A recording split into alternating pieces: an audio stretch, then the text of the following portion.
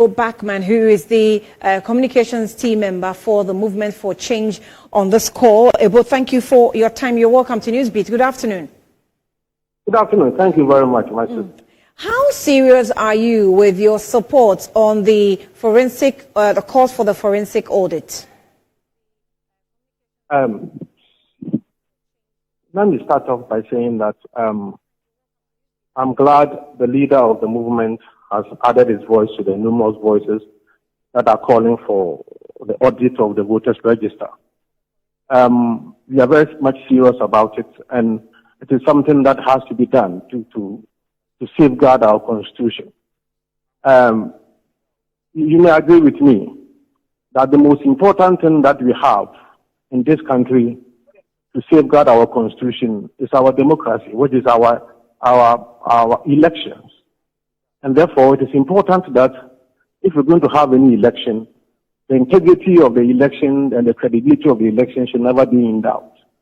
So if you have a situation where key stakeholders, some of the key stakeholders are having issues with the voters register, it is only proper that the stakeholders come up to challenge it and to also to proffer solutions. And that is what Mr. Lanchamanton has done.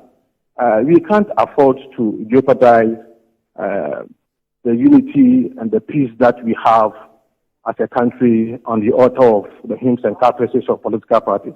We can't allow political parties to control our electoral process. The danger is that if you allow political parties to be able to control and manipulate our electoral process, what it means is that they can decide not to even care about the people, because after all, they have control over the system and they can win the election without even people voting for them.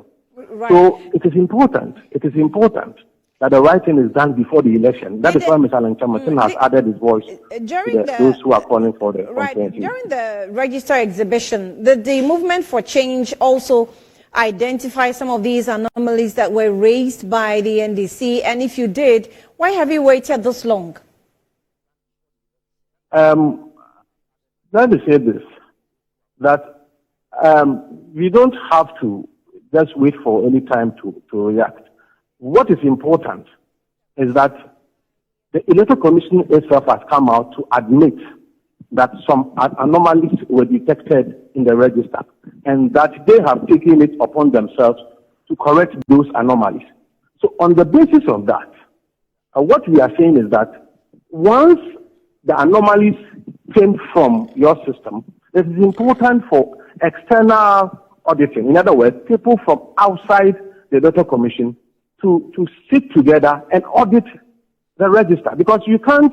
The Electoral Commission told us that there was nothing wrong with the register, only for NDC to raise issues and other people to raise issues. For them now to come out to tell us that, oh, indeed, there are problems in the register, and that steps have been taken or are being taken to rectify those ones. And for me, that is quite worrying. So what will solve the problem and what will, if you like, will clear doubts in respect of the credibility and the integrity of the register is for us to comprehensively audit the register. And as Mr. Lanchamanton has proposed, this wouldn't take one week.